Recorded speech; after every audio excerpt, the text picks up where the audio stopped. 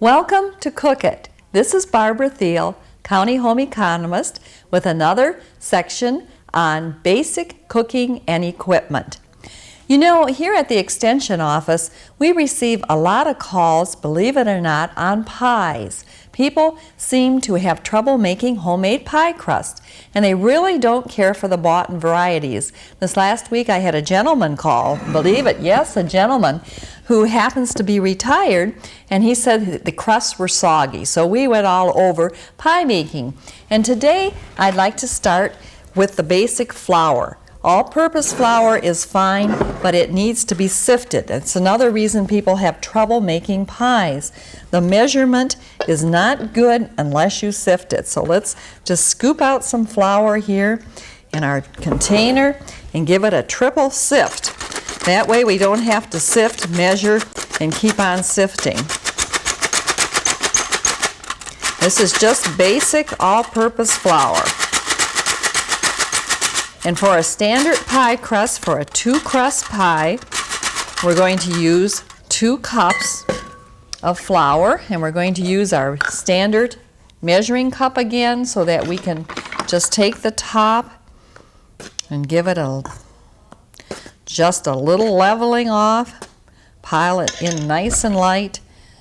There we go, measure 1, and we'll put another cup in here of pre-sifted flour, because if the measurement's off, that's one way you can get a dry, tough crust. All right, 2, and then with the pie, you do need salt for flavoring, because pies are just bland without a little bit of salt. So we're going to put 1 teaspoon, and I'm using a light salt. That's perfectly fine for baking. We still don't need all that sodium. So we'll put a teaspoon of light salt and give it another sift, and then we'll be ready to go on with the shortening. There we go. Sift it, nice light flour.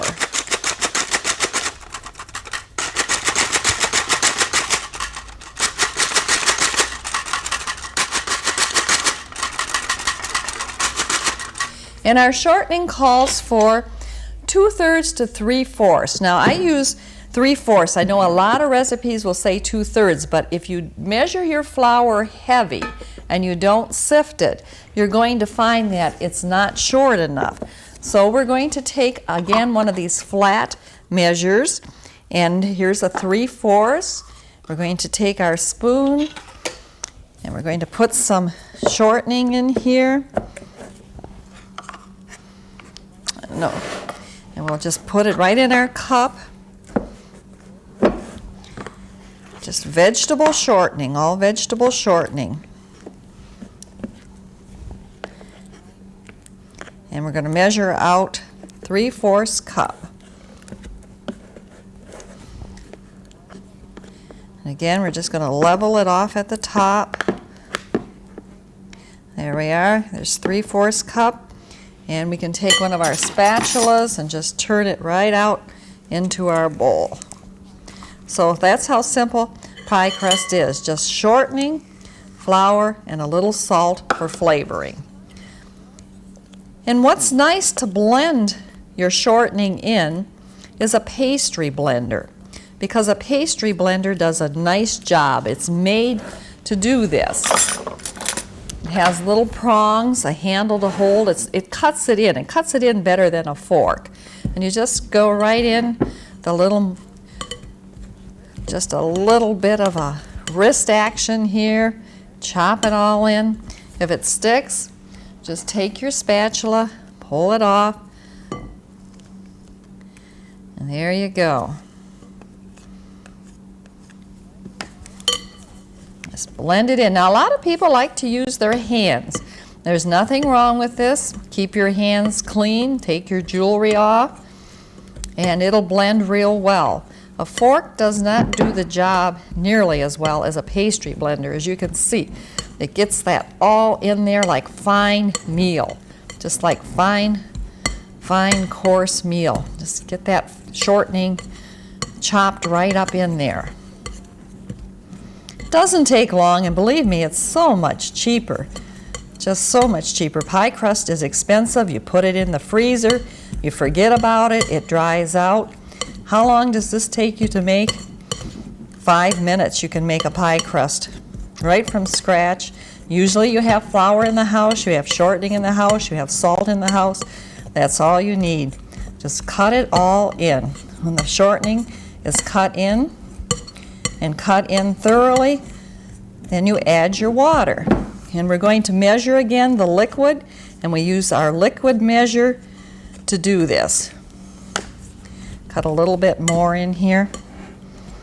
And the liquid measure we want is a 1/3 cup approximately, because we want this tender. So what we're going to do, we're going to measure 1/3 cup. There we are. Right on. And we're going to take this, and I'm going to take my ring off. I like to cook with my hands too. I've cooked for years, and I learned to make pastry this way. Just to add enough water until it holds together and you can roll it.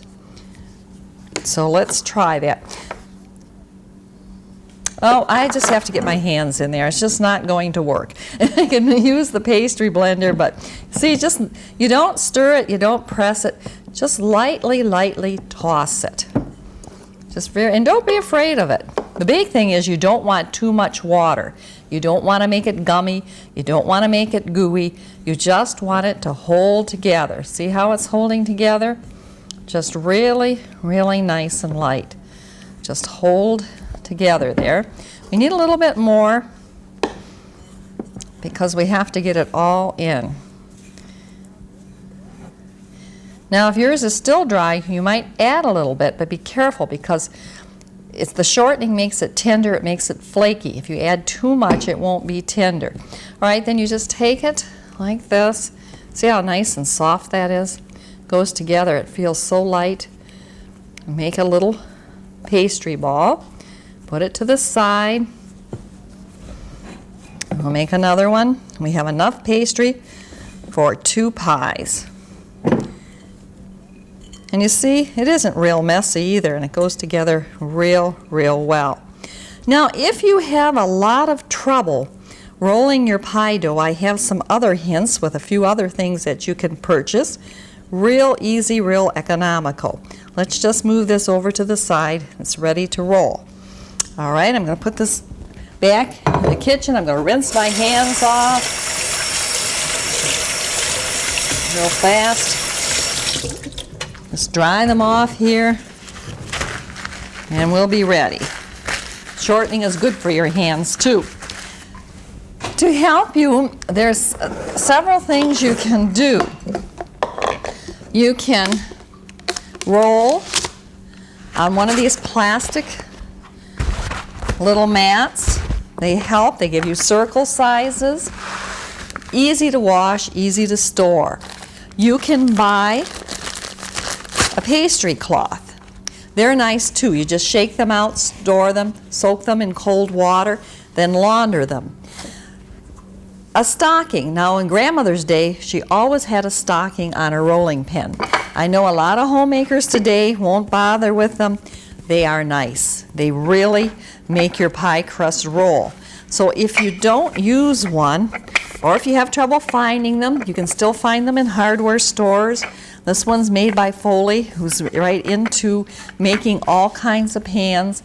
Flour your board well, your rolling pin. And you don't want to put too much in here because you don't want to make that pie crust tough. So you just take a little bit and you flour your rolling pin. Make sure your stocking is well floured. This is a new one, so we want to put flour on it. And if you still don't believe me and you have too much trouble, what you can do is chill this pie crust. Now I made some up, and what you do is just chill it and then roll it. It'll roll better for you if you're just a little bit afraid of rolling a fresh one. Now myself, I just like to roll them. They roll real easy when they're fresh. No problem. Just see how soft and nice that is? Just take a little bit of flour, put it on there, because like I say, we don't want it to be tough. We'll put a little bit of flour to the side. And we'll just go ahead and roll it. See how nice and soft that is? I have no trouble, but like I mentioned, if you say, well, it's working for Barb, but it won't work for me, then chill it. And with your rolling pin too, roll it light and out. See how easy that is? Don't, it's not a brick, it's not a hammer. You just roll it real light, real easy. See how that'll go? It'll go any way that you want it to go. And you just roll it right out. And with the plastic, you could weight this down a little bit. Yes, I'm having a little more trouble with it to hold it down, but it doesn't stick. It's just a nice surface to work on. Just a little bit of flour. See how that'll go? Just any way you want it to go. That'll be a nice flaky crust. Okay, and then you just put it in your pie pan. Put a filling in it, and you're ready to go with your pie. I just had a little bit of trouble here because of the fact that my plastic didn't want to stay down. I probably would have been better off right on the tabletop. No problem at all. The big thing is I think people are afraid of it. Don't be afraid of it. Just pick it up, put it right in your pie shell. No trouble at all. And then fit it down in here tightly. Turn your corners under if you want to tuck it under a little bit. And then just give it a nice little fluted edge.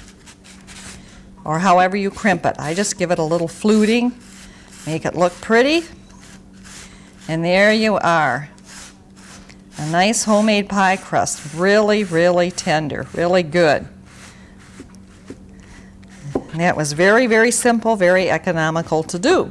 Now I'd like to show you some more of the kitchen equipment, things that are nice to have in your home. We looked at the rolling pin, we looked at the different pastry cloths, we made a pie crust. Let's just move everything right to the side here. We'll take our pie crust too, ready to go in the oven. And let's bring a tray over so that we can talk about some things. Measures, these are for liquid. They're very nice. Pyrex are great because you can put them in the microwave. Scoops are handy containers too, to scoop out cookie dough, to scoop out ice cream, to make meat patties. They're real nice. They're inexpensive. They're very handy to have. And remember, once you buy these things, they last. And it's nice to have a drawer full of accessories that work real well. We have the dry measure cups. They're a must so that you get accurate measure. Lots of spatulas. As you can see today, I used all kinds of spatulas in my cooking. Wooden spoons, they're a must for stirring on the stove. Really handy. A potato masher. You can use that for many things for pureeing in the kitchen. A baster. A baster is great when you cook your chicken, turkey, skim off fat. A real handy item.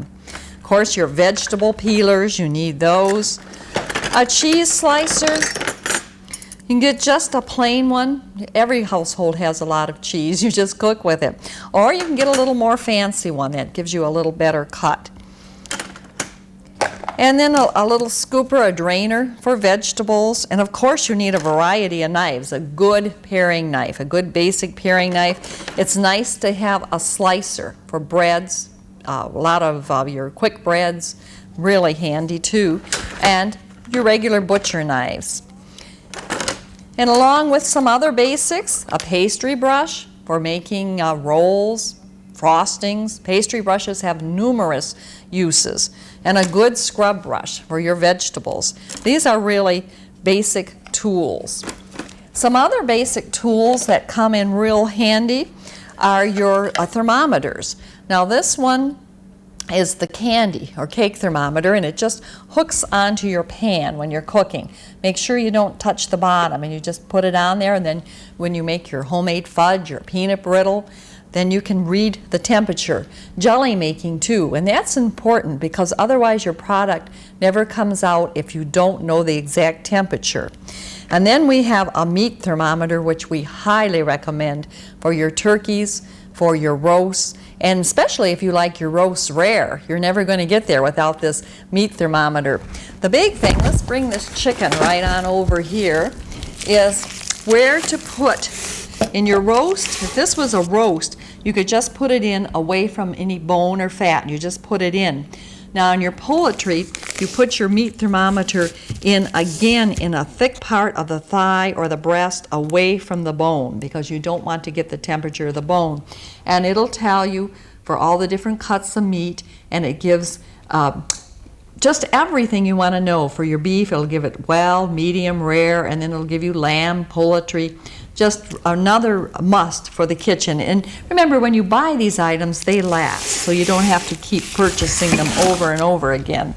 Another wonderful item is your breadboard, a good breadboard. And remember, we don't always want wood because if we're cooking and cutting up meat, we can get bacteria in the wood.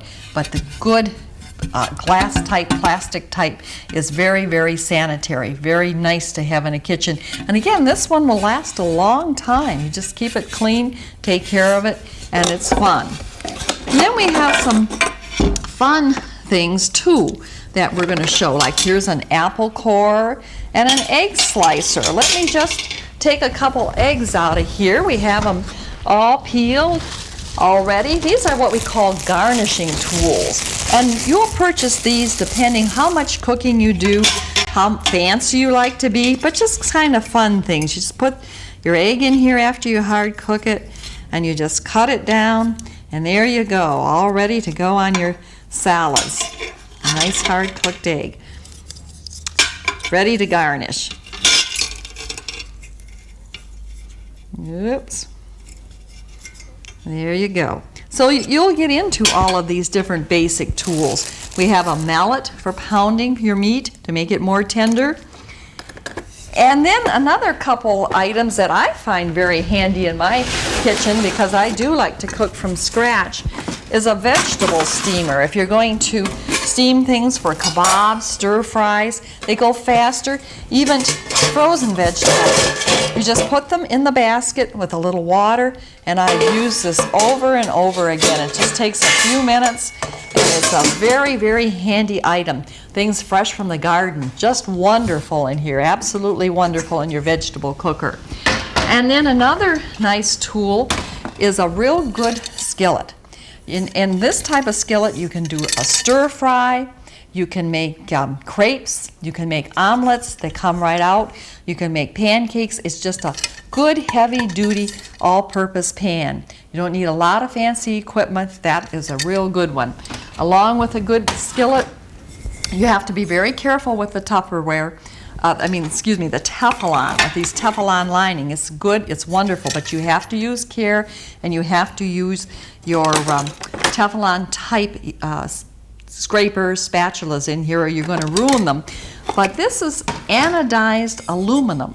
It's very tough, it's very sturdy, and this is a great pan. It's good for eggs. It's good again for pancakes, anything you want, and it's if you have teenagers home where they're going to get into your equipment, they can't hurt this. So you have to keep an eye on buying who's at home and what they're going to use it for. And thank you for joining me with Cook It today. I've enjoyed this session on pie making with basic kitchen equipment. Thank you.